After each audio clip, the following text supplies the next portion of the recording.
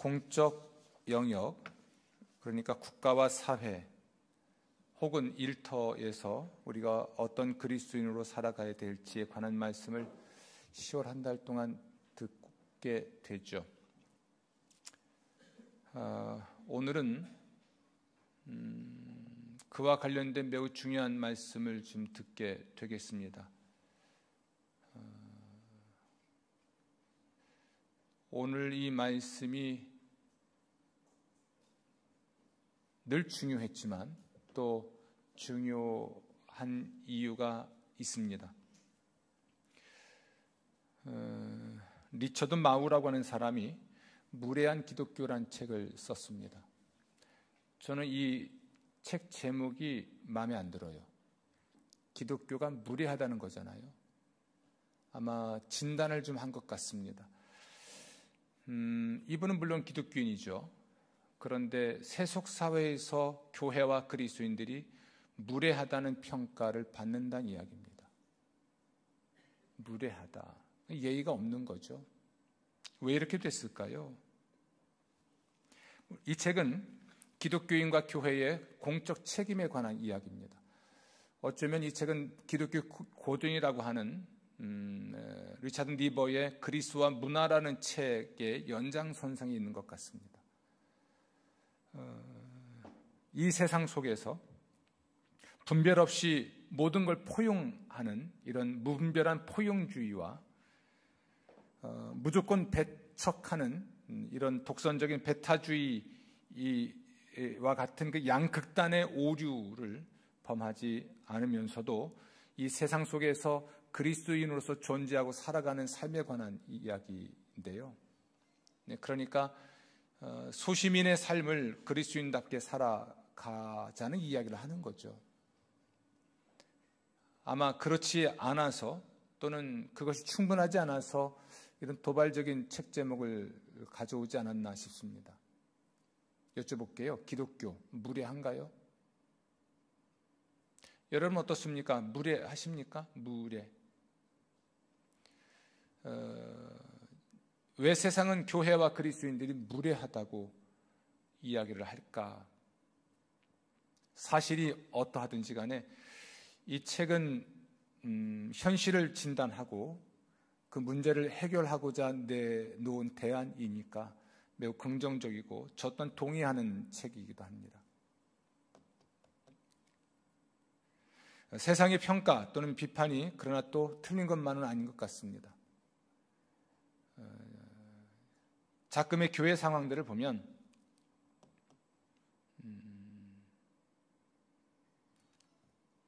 무례함이 있는 정도가 아니라 많은 것 같아요. 무례함. 우리의 양심, 우리의 상식이라는 그 수준에서 봐도 무례해질 수밖에 없는 주장을 가지고 있기 때문이죠. 은혜라는 이름으로 모든 무례함도, 모든 불법도, 모든 불의도 교회에서는 평가하거나 또는 이에 대해서 문제를 삼거나 해서는 안 된다는 이상한 생각에 사로잡혀 있습니다. 교회의 치리 기능이 사라져 버렸고, 그러니까 교회에서 무리를 일으킨 그리스도인을 교회 밖으로 내보내는 이런 출교라고 하는 또는 징계라고 하는 교회의 치리라고 하는 기능이 사라져 버리고, 교회가 치리하고 징계하면 마치 은혜가 없고 사랑이 없는 교회로 평가하는 이런 풍조를 만들어냈기 때문인 것 같아요. 목회자들의 모임이 있습니다. 가끔 가면 은혜라는 이름으로 어떤 행정적 또는 법적인 절차나 사실조차도 덮고 가려고 하는 풍조가 있죠. 우리 그리스도인들이 무례하다는 말을 듣게 되는 데는 여러 가지 이유가 있겠지만 교회의 책임이 제일 큰 것 같습니다. 무례한 기독교인을 만들었고 그 근거는 은혜라는 말이 있습니다. 은혜라는 것이 조건 없이 베푸는 호의이기 때문에 이것에 대해서 지나치게 책임 없게 해석을 한 결과이기도 하죠. 여쭤볼게요. 교회에서는 책임질 일이 없을까요? 교회를 어지럽혔습니다. 교회를 더럽혔습니다. 교회에 심각한 피해를 줬습니다. 타격을 입혔습니다. 은혜라는 이름으로 덮고 가야 됩니까? 어떻게 할까요?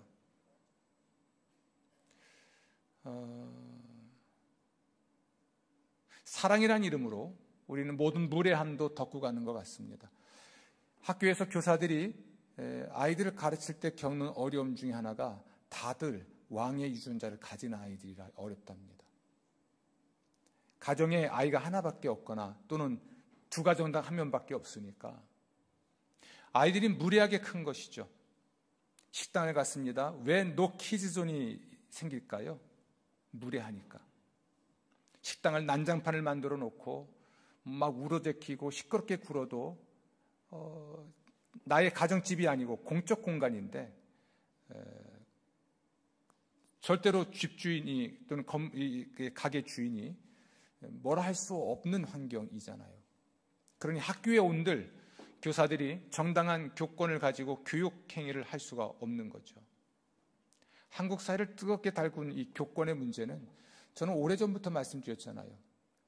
학생들의 인권만 중요하고 교사들의 교권이나 교사들의 인권이 무시당하는 시대라서 교사들이 교사로서 살아가기가 힘든 세상인 것 같다. 모든 권위를 인정하지 않고 존중하려고 하지 않는 이 시대 정신이 학교 교육 현장에도 들어가다 보니까 아이들이 핸드폰으로 교사를 고발하고 아이들이 엄마에게 한 말이 그대로 사실인 듯 여겨서 부모가 교사들을 해코지하고 권위는 땅에 떨어지고 교육은 되지 않고 그러니까 좀 과하게 말하면 망나니 칼춤 추는 듯한 이런 아주 무례함이 우리 사회 저변에 확산되고 있는 것 같습니다. 교회 안에서의 무례함, 또 그 무례함을 허용하는 듯한 하나님의 은혜에 대한 오해, 이런 것들로 인해서 이 사회는 훨씬 더 불안정하고 불편한 것 같습니다. 오늘 제가 여러분에게 무례하지 말자는 얘기를 하는 겁니다. 예의가 없으면 안 되잖아요. 그렇죠? 예의는 갖춰야죠. 그냥 양심과 상식적 수준에서도 최소한의 예의는 갖춰야 우리가 사는 세상이 평화롭지 않겠습니까?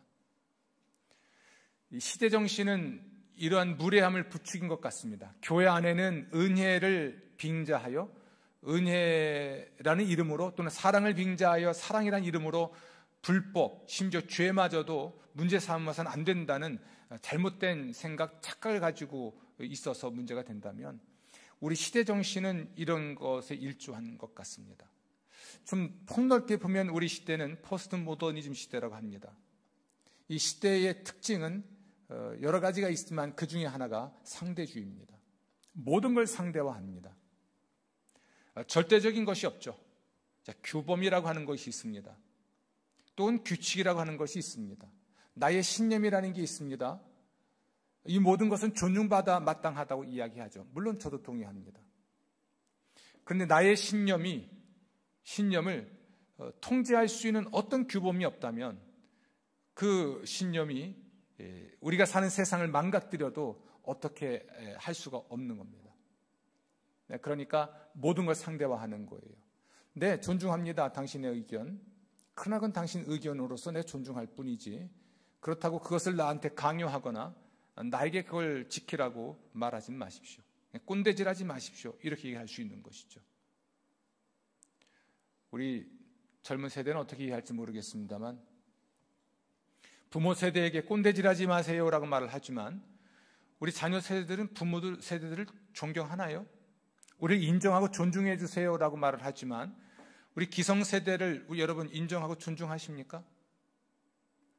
기성세대의 가치관과 신념 체계 같은 것들은 그저 아주 올드한 것이라서 수용할 수 없습니까?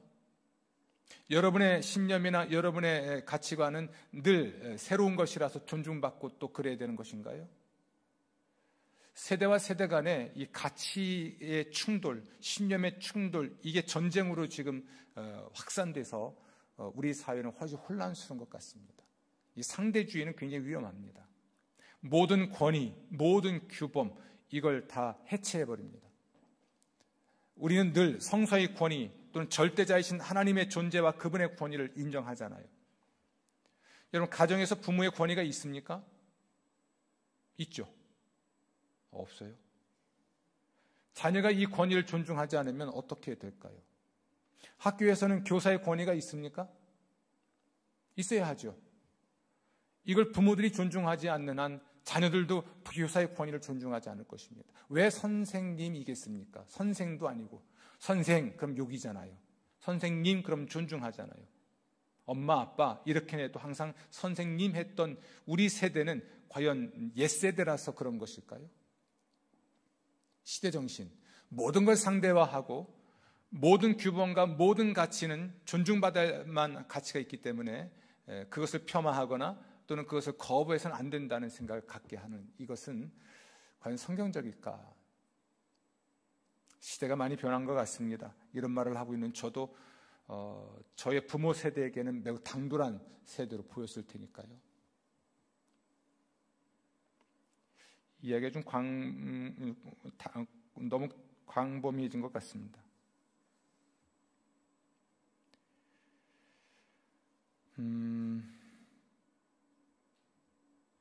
우리 그리스도인들에게 있어서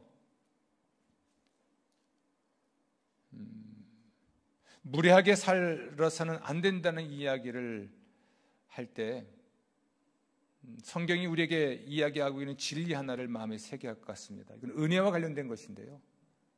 여러분, 기독교 은혜는 규범적입니다. 아멘. 하나님의 은혜는 조건 없이 베푸는 호의로서 은혜가 맞지만 그 은혜를 받은 우리 그리스도인들은 하나님의 규범을 지켜야 됩니다. 규범을 뺀 은혜만 강조할 때 이건 방종이 됩니다. 그것은 비은혜입니다.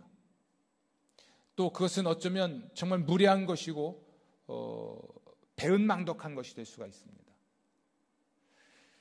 규범적 은혜라는 말을 다른 말로 하면 보은의 영성이라고 할 수 있을 것 같습니다. 보은, 은혜에 보답하는 영성인 것이죠. 은혜에 보답하는 영성. 보답을 해야 하는 책임, 의무, 이것은 등한히 하고 받을 은혜에만 우리가 집중하기 때문에 우리의 신앙생활마저도 이기적이고 탐욕적인 것으로 바뀌는 것이죠. 내 욕망과 욕구를 해결하기 위한 하나의 종교 행위로 전락하지 하나님께 이 은혜에 보답하는 보은의 영성과 신앙을 갖고 있지 않은 것이죠. 하나님께서 아주 명확하게 기독교 신앙이, 우리 성서적 신앙이 규범적이라는 것을 한눈에 알려주는 것이, 한 번에 알려주는 것이 십계명입니다. 십계명의 배경을 좀 보겠습니다. 이스라엘 민족이 세상 모든 민족 중에서 매우 특별한 지위를 차지하게 된 것은 그들의 장점이 있지 않습니다. 오히려 그것은 하나님의 주권적인 사랑에 있습니다. 신명기 7장 6절 말씀인데요. 너는 여호와 내 하나님의 성민이라. 내 하나님 여호와께서 지상 만민 중에서 너를 자기 기업의 백성으로 택하셨나니 여호와께서 너희를 기뻐하시고 너희를 택하심은 너희가 다른 민족보다 수유가 많기 때문이 아니니라. 너희는 오히려 모든 민족 중에서 가장 적으니라. 따라합시다. 여호와께서 다만 너희를 사랑하심으로 말미암아. 아멘. 이스라엘 민족을 사랑하시기 때문에 그들을 선택하셨고 또한 그들을 이집트에서 구출해 내신 것입니다. 그러면 이스라엘 민족은 이런 하나님의 주권적인 사랑 그리고 은총에 대해서 어떻게 반응해야 될까요? 하나님 그걸 말씀하신 겁니다. 그것은 곧 자신들의 존재와 삶 전체가 하나님의 사랑에 응답하는 것인데 아주 구체적으로는 하나님의 모든 말씀과 언약을 지키는 것입니다. 하나님께 받은 은혜에 대한 보은, 하나님께 받은 사랑에 대한 보답으로서의 사랑, 이것이 어떻게 표현돼야 하냐면 하나님의 모든 말씀과 하나님의 모든 언약을 지키는 것입니다. 출애굽기 19장 4절입니다. 내가 애굽 사람에게 어떻게 행하였음과 내가 어떻게 독수리 날개로 너희를 업어 내게로 인도하였음을 너희가 보았느니라. 세계가 다 내게 속하였나니 너희가 내 말을 잘 듣고 내 언약을 지키면 너희는 모든 민족 중에서 내 소유가 되겠고. 아멘. 하나님이 이스라엘 백성을 이집트에서 구출해내시기 위해서 이집트 사람들에게 무엇을 하셨는지, 그리고 이스라엘 자손들에게는 또 무엇을 어떻게 하셨는지, 오늘 말씀에 의하면 독수리 날개로 너희를 업어 내게로 인도했다라고 말씀하셨는데요, 이는 하나님의 주권적인 사랑과 그 사랑의 선택에 의해서 베풀어졌던 하나님의 은총들, 이것을 받은 이스라엘 백성들은 5절 말씀대로 하나님의 말을 잘 듣고 하나님의 언약을 지킴으로써 은혜에 보답해야만 했습니다. 근데 그 다음 말씀이 또 중요합니다. 은혜를 받았고 은혜에 대하여 보답을 했는데, 하나님의 모든 말씀을 지키는 방식으로 은혜에 보답했는데 또 은혜를 베푸실 걸 약속하십니다. 너희는 모든 민족 중에서 내 소유가 되겠고, 그러니까 내가 너희를 책임지겠다는 겁니다. 내가 너희를 이집트에서 구출해낸 은혜를 베풀었는데 너희가 나의 모든 말을 지킴으로써 내게 받은 은혜에 보답했으니 내가 또한 너희들을 모든 민족 가운데서 책임지겠다. 자, 은혜가 먼저 베풀어졌죠. 은혜를 받은 자가 당연히 보은으로서 하나님의 모든 말씀을 지키죠. 그때 하나님께서는 또 은혜를 베푸십니다. 내가 책임지겠다. 너희를 구출해냈고 너희가 내 말을 모든 말을 지키니 내가 또한 너희를 책임지겠다. 이게 하나님의 은혜와 축복의 선순환입니다. 이 순환 과정에 뭐 하나가 잘못되면 하나님의 은총과 축복을 받을 수 없게 되죠. 자, 이 말씀에 의하면 결국 하나님의 은혜는 규범적입니다. 받은 은혜에 대하여 우리는 책임 있게 보답해야 한다는 이야기인 것이죠. 아멘. 이스라엘 민족이 지켜야 될 하나님의 말씀, 그 모든 말씀들의 축약 또는 근간이 되는 것이 십계명입니다. 이 십계명은 성서에 나와 있는 하나님의 모든 말씀 중에서 매우 중요한 규범으로 우리에게 주어졌습니다. 하나님께서는 십계명의 서원에서 그들을 이집트에서 구출하여 내신 것이 여호와 하나님 그분 자신인 것을 먼저 명확하게 밝히십니다. 출애굽기 20장 2절이에요.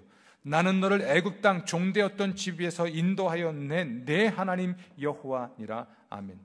그래서 내 하나님 여호와다라는 말이 중요한데요, 이 말은 너의 하나님은 여호와다라는 뜻입니다.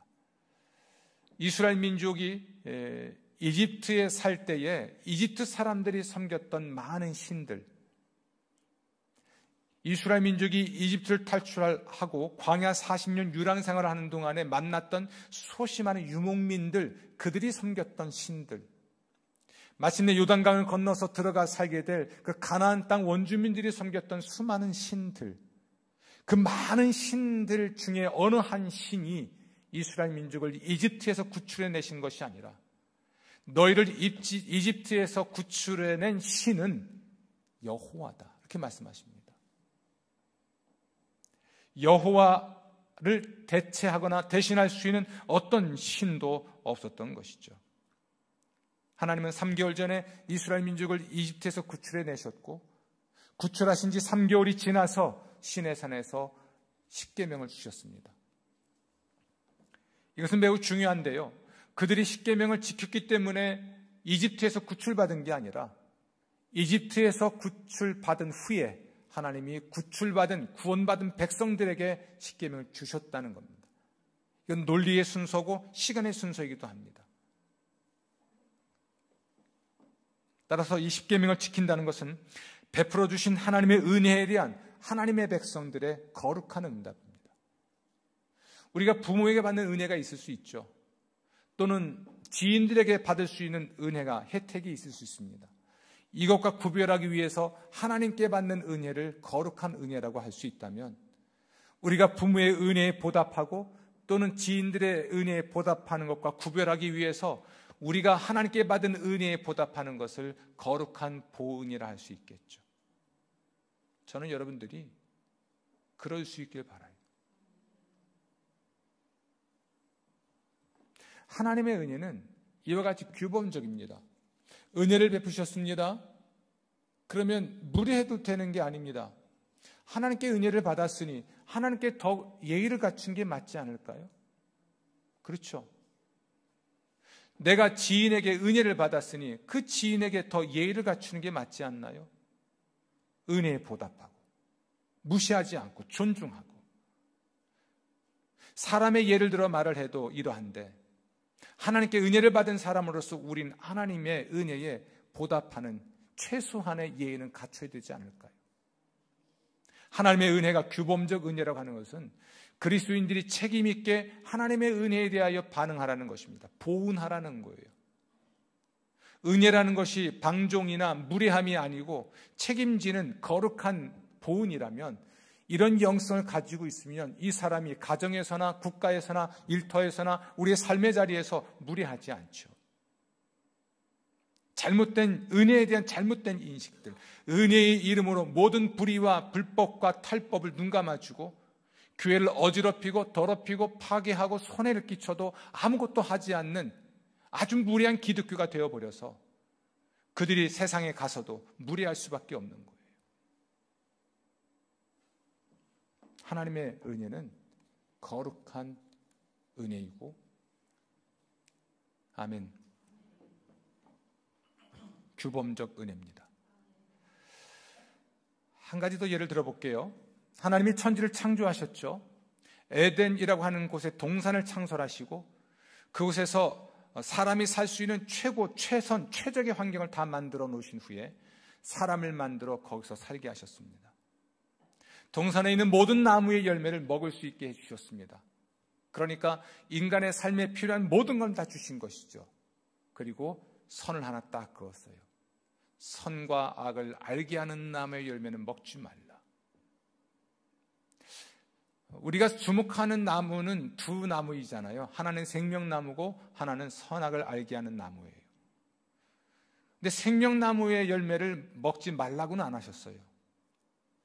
그런데 선과 악을 알게 하는 나무의 열매는 먹지 말라는 거죠.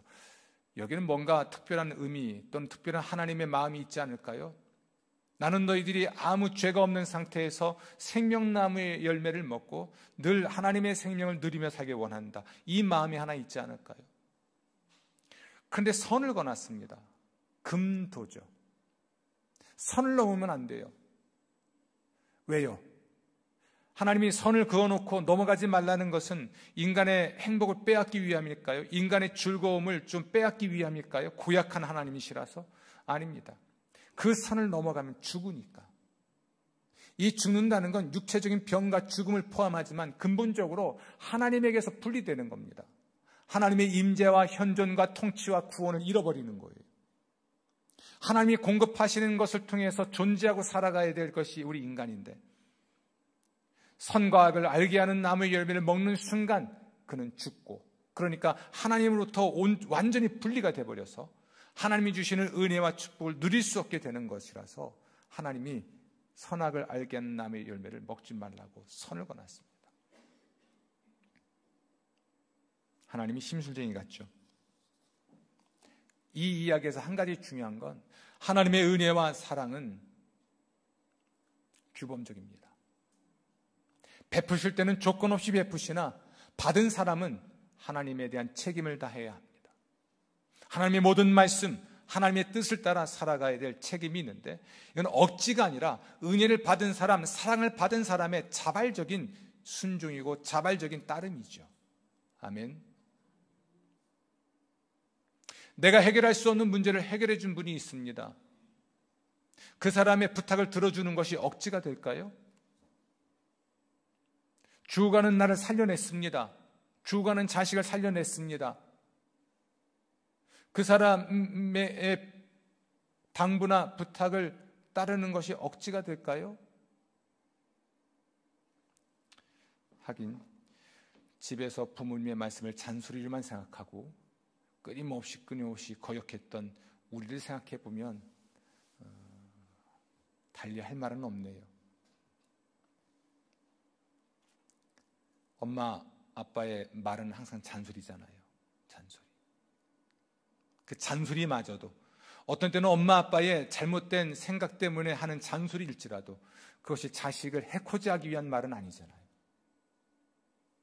하나님은 우리의 생명, 우리의 안전, 우리의 참된 자유, 참된 평화를 위해서 규범을 주셨습니다. 그 규범을 우리가 지킬 때 우리는 더 행복할 수 있고 더 온전해질 수 있는 것이죠. 하나님의 약속, 은혜의 선순환이 그거잖아요. 은혜를 주셨을 때 우리가 하나님의 모든 규범을 지키고 살아가는 것이죠. 십계명을 지키며 살아갔더니 또 하나님께서 나를 책임지시겠다는 거잖아요.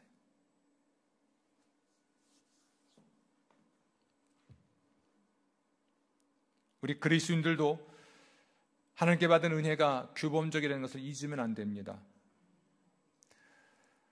예수님에 관한 이야기를 기록한 복음서에 특히 마태복음을 보면 이렇게 되어 있습니다. 예수님이 광야에서 마귀에게 시험을 받으시고 마침내 하나님 나라의 복음을 전하시며 하나님 나라의 비밀을 가르치시고 하는 일들을 하십니다.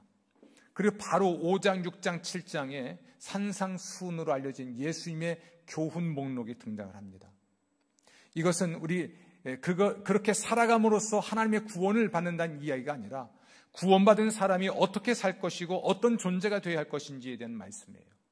그러니까 심령이 가난한 자로 시작되는 어떤 존재가 될 것인가로부터 시작해서 너는 세상의 소금이 되고 빛이 되라 라고 하는 어떻게 살 것인가에 관한 말씀으로 이어지는 것이 마태복음 5장, 6장, 7장이에요. 그리고 8장 가면 예수님께서 병을 고치고 귀신 쫓는 이에게 또 등장합니다.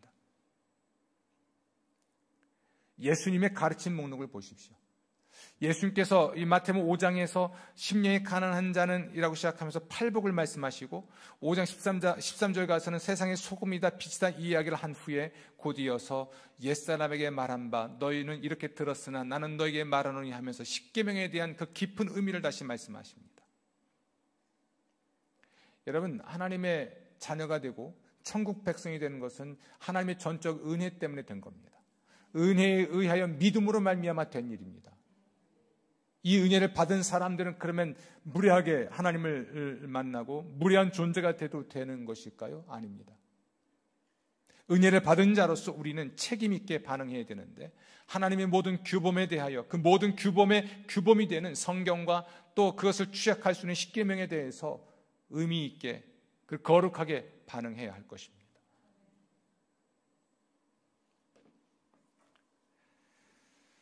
바울은 하나님의 은혜 안에 있는 새 백성은 죄짓지 말아야 할 것을 강조했습니다. 이걸 왜 강조했냐면 이런 질문이 나온 거예요. 자, 우리가 무슨 죄를 지었어도 용서받을 수 있습니다. 그러니까 사람들이 이 이야기, 이 진실, 이 진리를 비꼬기 위해서 하는 말이 이렇습니다. 그러면 하나님의 은혜를 더 많이 받으려면 죄를 많이 지으면 되겠네. 무슨 죄를 지어도 다 용서받고 또 그게 은혜라며? 이런 질문이 나온 거예요. 로마서 6장이죠. 은혜를 더하게 하려고 죄에 거하겠느냐? 이런 질문이 있는 겁니다. 그래서 바울은 이렇게 대답합니다. 그럴 수 없다. 결코 그럴 수 없다. 죄에 대하여 죽은 우리가 다시 죄 가운데서 살아야 되겠느냐? 죄가 우리 죽을 몸을 지배하지 못하게 하고 몸의 사육에 순종하지 말아야 된다. 우리 지체를 불의의 무기로 죄에 내주지 말고 하나님께 드리고 우리의 지체를 의의 무기로 하나님께 드려야 된다. 여기서 강조하는 게 뭡니까?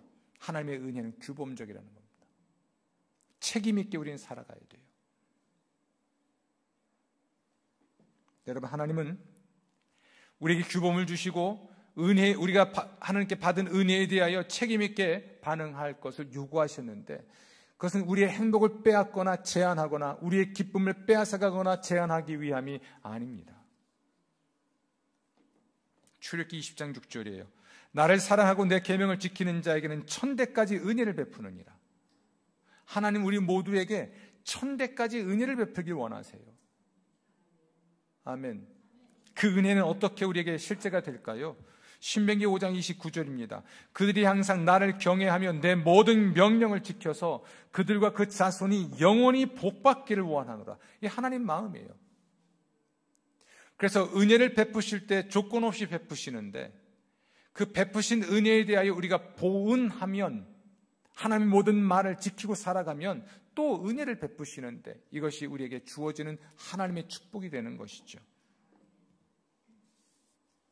아멘. 저는 여러분들이 예의가 있었으면 좋겠습니다. 부부간에도 지켜야 될 예의가 있죠. 부부가 사랑하죠. 함께 살아가는 동안에 사랑의 색깔은 바뀌는 것 같아요. 누구 말 맞다나 요즘 저도 의리로 살아요. 그런데 이 의리가 사랑의 색깔 중에 하나입니다. 신혼 때야 에로틱한 러브를 하겠지만 세월이 지날수록 우리는 헤세드라고 하는 언약적 사랑을 할 수 있을 것 같아요. 사랑의 색깔, 인생 계절에 따라 사랑의 색깔은 바뀌겠죠. 그런데 부부가 무례합니다. 야! 이런 무례함. 공적 사적 자리에서 야, 자 이러고 이런 무례함이 있으면 이 부부가 행복할까요? 물론 존댓말 한다고 해서 예의를 갖춘 건 아닙니다. 이게 존댓말이 더 무서울 수도 있어요. 부모와 자식 간에 예의가 없습니다. 부모는 자식을 인격적으로나 물리적으로 학대하고 자식은 항상 부모에 대하여 도전한다면 이런 가정 행복합니까? 형제지간에도 예의가 있어야 하는데 형제지간에도 예의가 없다면 여러분 예의가 사라진 세상 그냥 흔히 말하면 한편은 또 염치가 사라진 세상 예의가 사라진 세상은 어떨까요? 제가 아시안게임의 축구를 매우 좋아해서 전 경기를 다 봤습니다. 할렐루야. 근데 가슴 졸이며 봤던 경기가 사실은 두 경기인데요. 우선 중국에 대한 선입견이 있었기 때문에 우리 엄원상 선수가 친선전에서 다쳤었잖아요. 쿵후 축구, 소림 축구. 제가 봐도 참 근데 얘들보다 더 센 놈이 등장했습니다. 그렇죠? 어느 나라인지는 모르지만 얘들은 공이 나가면 사람을 쳐요. 어제도 그랬습니다. 우리가 승리를 했습니다만 그 부상당했던 선수가 겨우 회복하고 마지막에 나왔는데 따라잡지 못하니까 살인 태클을 했죠. 비디오 판독이 안 됩니다. 그래서 어떻게 할 수가 없어요. 무법천지가 될 수 있다는 이야기예요. 필드에 들어간 선수들은 자기를 보호도 해야 되지만 상대 선수도 보호하는 것이 업계의 예의죠. 언젠가는 한 팀에서 뛸 수 있고 그가 부상당하면 선수 생명이 끝날 수도 있고 인생이 끝날 수도 있잖아요. 그거 지켜주는 것이 필드에서의 예의입니다. 이걸 지키도록 심판이 하나 있는 거죠. 잘못했을 때 옐로우 카드, 두 번 잘못하면 레드 카드 퇴장시키는 거죠. 왜 그것이 필요할까요? 심판이 없고 규칙이 없으면 이 경기는 전쟁이 되죠. 행복할까요? 예의가 지켜지지 않는 세상, 무례한 세상. 그렇지 않아도 무례한 세상인데 우리 기독교인마저도 무례하다면 더 보태는 게 아닐까 싶습니다. 가정에서의 예의가 사라진 세상. 교회에서는 어떨까요? 교회는 사랑과 은혜의 이름으로 모든 과우도, 모든 불의도, 모든 불법도 교회를 어지럽히고 더럽힌 행위조차도 덮고 가야 됩니까? 우리는 하나님의 은혜가 규범적이라는 걸 잊으면 안 됩니다. 교회는 사랑 공동체의 은혜 공동체인 것은 맞지만 참된 은혜와 참된 사랑은 규범적인 것도 잊으면 안 돼요. 우리의 책임을 다해야 하고 지켜야 될 예의가 있습니다. 하나님이 왜 십계명을 주셨을까요? 에덴 동산에서는 왜 선악과를 알게 하는 나무를 주셨을까요? 우리의 더 온전한 행복과 거룩함을 위해서 주신 것입니다. 사랑하는 성도 여러분, 여러분의 공적 영역, 국가와 사회 속에서 여러분의 일터 속에서 또 여러분의 사적 공간인 가정에서도 모든 관계 속에서 적어도 양심, 우리 사회가 보편적으로 가지고 있는 상식, 선에서라도 예의를 지키시고 지킬 수 있다면 법도 지켜야 되겠고요. 하나님의 나라의 법, 이 십계명이라고 하는 것이 국가의 법이 되거나 십계명의 원리와 정신이 우리가 사는 세상의 모든 공동체의 규범이 될 수 있다면 그 세상은 어떤 세상이 될까요? 저는 여러분 모두가 삶의 자리에서 십계명을 단지 소유할 뿐 아니라 그것이 삶이 되게 해서 십계명의 원리와 정신이 여러분의 직장, 여러분의 삶의 자리, 공적, 사적 영역에서 이것이 발휘가 되어서 참된 평화를 만드는 여러분 되시기를 주의 이름으로 축원합니다. 우리의 자녀들에게 어떻게 살 것인가를 가르칠 때 다른 많은 세속적인 가르침을 주기 전에 십계명을 철저히 가르치세요. 마음판에 새기게 하시고 그것에 따라 살게 하십시오. 부모를 공경하라. 부모를 공경하지 않는 사회는 행복합니까? 살인하지 말라, 간음하지 말라, 도둑질하지 말라, 거짓 증언, 거짓 맹세하지 말라, 탐내지 말라, 이와 같은 많은 이 십계명의 이 중요한 가르침들이 우리 사회의 든든한 근간이 될 수 있지 않겠습니까? 이것이 복음을 전하는 삶이 될 것이고 예의를 갖춘 그리스도인과 기독교가 될 때 복음은 더욱더 힘있게 전파될 줄로 믿습니다. 예의 바른 성도, 착한 성도 되십시오. 아멘. 옆 사람과 말씀하십시다. 착하게 삽시다. 양심, 상식, 하나님의 말씀, 십계명, 그렇게 사는 여러분 되셔서 하나님 복 받고 세상을 이롭게 하는 여러분 되시기를 주의 이름으로 축원합니다.